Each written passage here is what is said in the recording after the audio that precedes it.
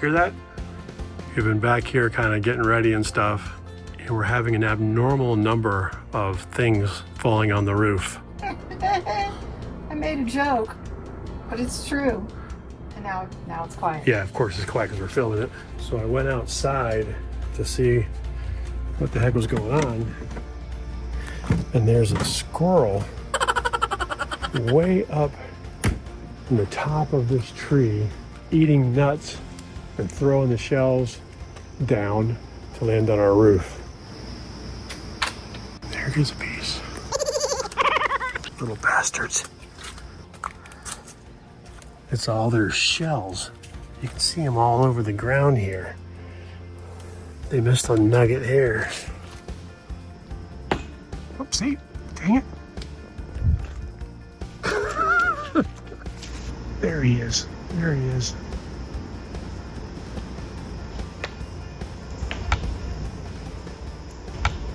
Making a mess over here. Oh, jeez.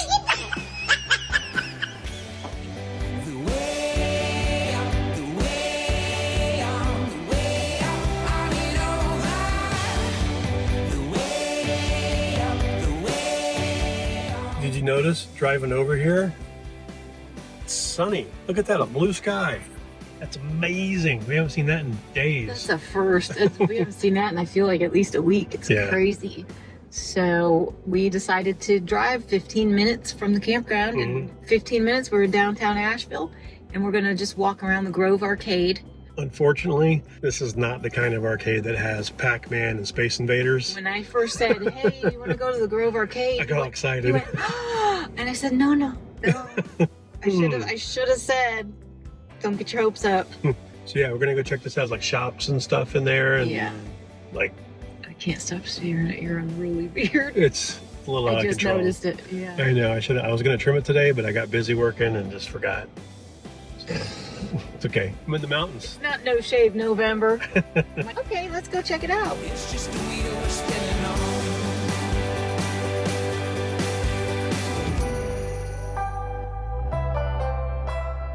The Grove Arcade in downtown Asheville dates back to the 1920s when developer E.W. Grove set out to create one of America's first indoor shopping malls, a grand public market that would serve as the heart of the city. Completed in 1929, it quickly became a bustling hub of shops and community life.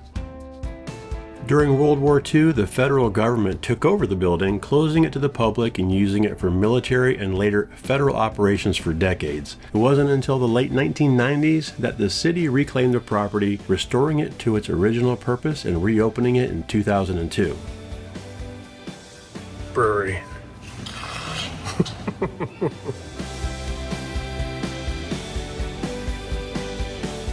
We found some fun. It's just a wheel we're spinning on. The Asheville Pinball Museum has a lot of good games. They have more than just pinball. They had an arcade section back there that had like Robotron and a bunch of other stuff that I haven't seen in a long time. Robotron, oh my gosh!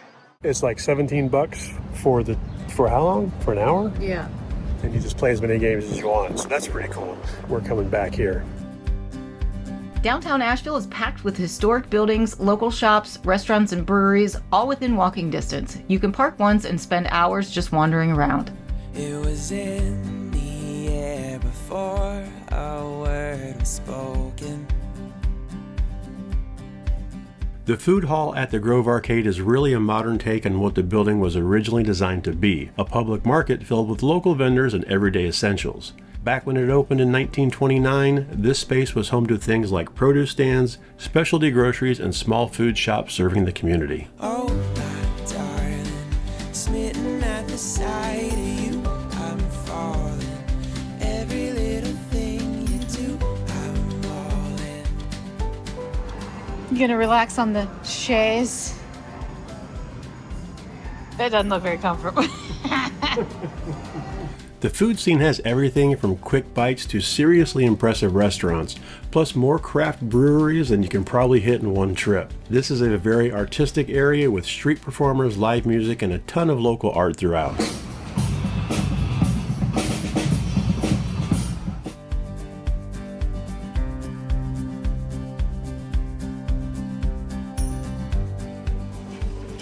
What'd you get? Watermelon, What's the taco? crispy chicken BLT. Oh, I know. This is where my heart is home. Oh, my darling, smitten at the sight of you, I'm falling. Every little thing you do,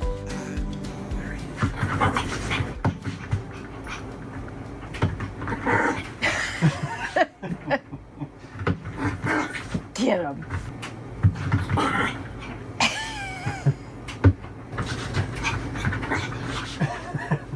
We only have 2 more locations left, and then we give back the lineage that we've been traveling in, and we get back to our roots and get back to the toy hauler. I mean, borrowing RVs is fun to try out different things, but we really do miss our RV. We miss the space, we miss our office, but what we really miss is our RV mattress by Brooklyn Bedding. I mean, this thing is awesome. One of the best parts about RV travel is you get to sleep in your own bed every night. And once you've slept on an RV mattress by Brooklyn Bedding, going back to anything else just is a no-go. They're known for their top-of-the-line comfort and quality, and they offer multiple firmness levels, heights, and even RV-specific shapes and sizes. You need that in an RV. Yeah, and shipping is free directly from their factory in Arizona. Ours is the signature hybrid with a standard pillow top for an RV king mattress. And it was so easy to set up, and it fit our RV perfectly. Compared to the mattress that came with our RV, there just is no comparison at all. We both sleep better,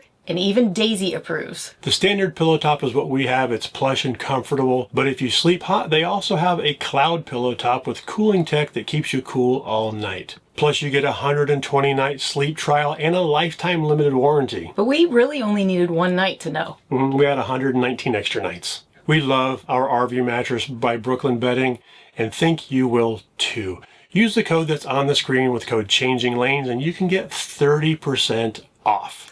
Thank you to RV Mattress for supporting our channel and for sponsoring today's video.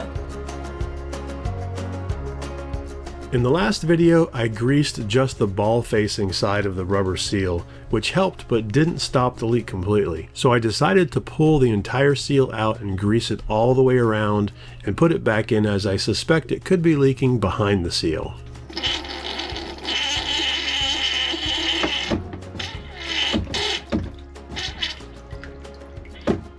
See if that holds.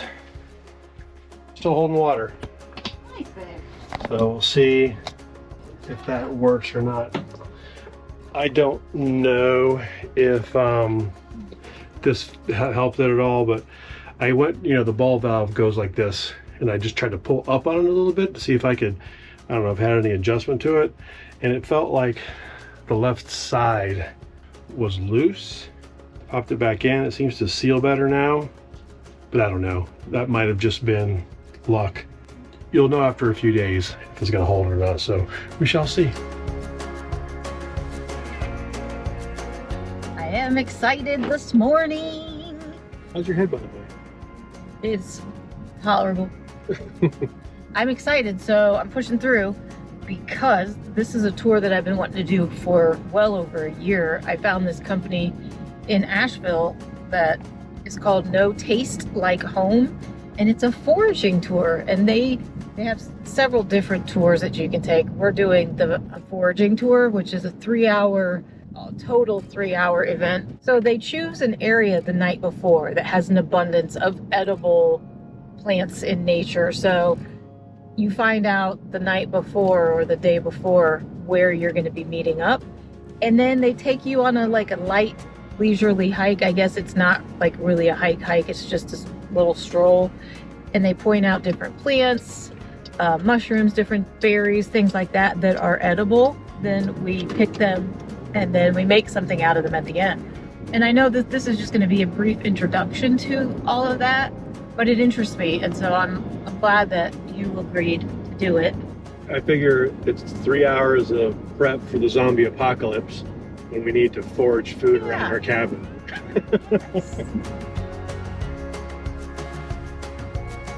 Good morning. How's everybody feeling today? Great. Great. Yeah. It is mushroom season. Hopefully we'll find some mushrooms today. No guarantee. Mushrooms!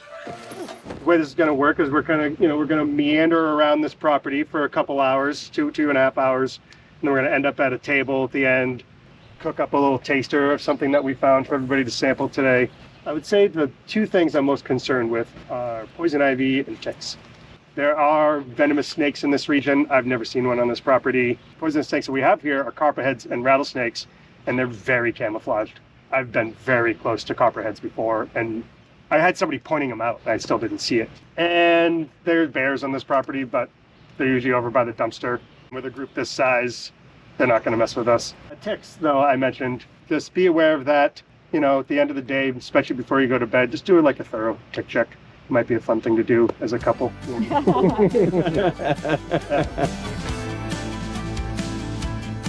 want to start with this plant here. We are going to taste this one. Not everything is edible raw. This one is. Not all of these have this little pink thing on the end, but I want everyone to pick one of these, and then we're going to sample it together. The edge of the leaves are not serrated, they're smooth. And then some of them it's hard to see, but there's this little discoloration kind of like in the middle of the leaf. Almost like a little thumbprint, which is what gives it one of its common names. One of the common names of this plant is lady's thumbprint, because of that right there. The other common name is smartweed.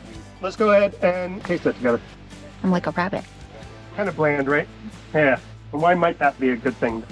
Well, exactly. It's really good cooked, same way that you would cook like spinach or kale.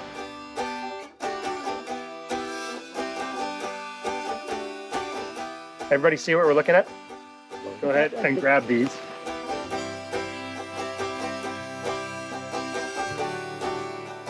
No one knows what this is, right? This is the chanterelle mushroom, a choice edible. This is specifically the smooth chanterelle. We have like 13, I think, different varieties of chanterelles in this region. We might meet a couple others as we're going along today, but this is a choice edible. One of the ways that I identify these also is that in the middle, they're white. They have white flesh. But where that's important is that there is what some people consider a lookalike to this mushroom called the jack-o'-lantern, and that is toxic. However, jack-o'-lantern grows at the base of trees or like on wood, which can be tricky sometimes because it could be like a root that's underground and you don't see it, but they grow in clusters and they're orange through and through. The jack-o'-lantern is really fun though if you do ever find any because they're bioluminescent, they glow in the dark. This one is called the turkey tail. You can see why, right? Yeah. This is in a huge family of mushrooms, a pretty safe family of mushrooms called polypores. If you do find something that you want to know about, feel free to put it in your basket, and at a certain point, we'll talk about it later. What this one and that one are, and this one, that's right, these are poison ivy. Often it does have 3 leaves, but it might not. Poison ivy is a shapeshifter, and some animals eat it, so you might combine, there might only be 2 leaves, because maybe a deer ate one of the leaves or something. Typically, it's going to have like 2 bottom leaves, and then another one kind of like sticking out from the center. And you see in the middle here, it's kind of reddish where the leaves come from. So poison ivy can grow in like shrub form like this along the ground, or it can also be a hairy vine on the tree. This one, we're going to be a little bit more selective. Anything that's like smaller than like quarter size, I want to leave it. Everything else, like there are some big, beautiful chanterelles here. Everything else I want to take. I want to give you the opportunity to go off trail. I'm going to give you about, I don't know, maybe 5 minutes and just kind of like spread out. And then if you find something else, go ahead and put it in your basket. And then we're going to come back and set everything out and talk about it real quick. Everything that's not the chanterelles, I want you to put them on this blanket and we're going to talk about them real quick. These are in the coral family. The Blue Ridge Mountains, including areas like the Smokies, are one of the richest fungal regions in North America. There are roughly 2,000 to 3,000 species recorded in the broader Appalachian Blue Ridge region. In this region, there are a few hundred species of edible mushrooms. 20 to 30 of those are the most commonly foraged. There are also a few hundred poisonous mushrooms, with only a small handful of those being deadly. These are black trumpets. Oh, wow. This mushroom is milking. Yeah. These are milk cap mushrooms. These little orange ones, as we're going along, we're going to see a lot of these. These are called cinnabar chanterelles. It's another variety of chanterelle, and they're good. They typically don't get much bigger than this. But everyone to find a leaf that looks like this. There's lots of them around here. No? Yes. This one also has serrated edge, but not only just a serrated edge, but they're all kind of pointing down towards this center point. And then the veins are all kind of like crisscrossed, right? Anybody know what this is? This is violet. Yeah. Yeah. So this is a common blue violet. This is one of my favorite plants to talk about how wild foods are more nutritious for us than the farmed foods that we're getting at the grocery store. Most apples that you buy at the grocery store have been in storage for like a year by the time you get them. Yeah. These haven't been touched. These have been growing in the wild forever. The little flowers that you talked about can be used to make like a beautiful little like purple drink. You can also use them to make ink. 1 cup of violet leaves has as much vitamin C as like 6 oranges. Wow.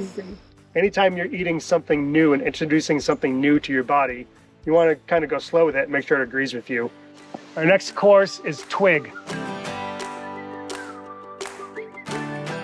First thing we're going to do is scratch and sniff, and then you can chew on it as well. Anybody know what this is? Wintergreen. Wintergreen. This used to be the most traded source of wintergreen. Yeah. This tree used to be the most traded source of wintergreen. It's also antimicrobial, so those of you that have started chewing on it as well, and this is known as like the hiker's toothbrush.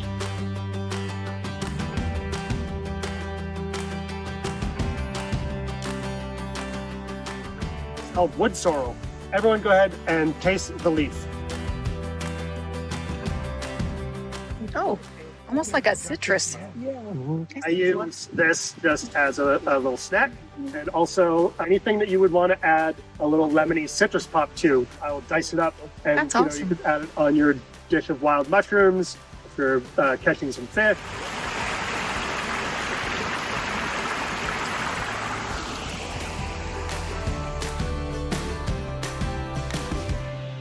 We tasted and discussed a lot more on this tour, including dandelion greens, autumn olives, edible flowers like jewelweed, and more.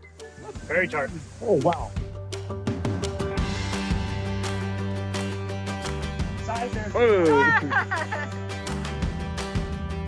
We finished up with our guides cooking up some chanterelle and black trumpet mushrooms with crispy dandelion greens. The group then shared all of our foraged items to take home. Later that night, I sauteed up some of those mushrooms and added them to our pizza. Okay. I have the wood sorrel and the mushrooms on mine, and Chad just wanted mushrooms. They shrink up a lot, you know. Shrinkage. Shrinkage. Too hot? I put a face on to wear through the day. It's a heavy uniform hanging on me, but here I am to do what I have to. We are headed out one day early. We decided to modify our route just a bit, taking out one of our stops between here and Franklin. We were going to stop at Cades Cove again because we really want to do the Wednesday e-bike thing where they shut down the road. But with as many headaches as I've had and having to stay in bed basically 30 out of the past 40 days, Yeah. I'm like, why risk it and even try it? And then we're just staying there when we could be at the cabin for like Yeah. a week. So Plus some of the routes between Tennessee and North Carolina. oh yeah, the road through the park. The road through the park. The Newfoundland Gap. Newfound Gap is closed, so we can't go that way. We'd have to go all the way back over around Asheville, come back into Franklin. So we're just going to avoid all that. We're going to head to the cabin for a week and then see how Tara feels. And We'll we may either- take the RV to Franklin, or we might just stay with your mom. Yeah, so So we'll either figure way. that out. But yeah, it's just a short day, a couple hours, and then we'll be home. And I'm excited about it. Yeah, looking forward to being home. Yeah. Here we go. People to see, got my mind set on the sunset to separate me from this grindstone, carving out my way back home. Only I, only I, only I, in the night is when I want it. And only I, should leave my night alone.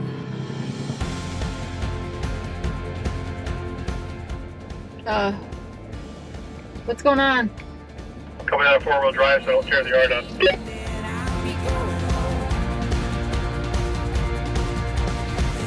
Holy pokeweeds.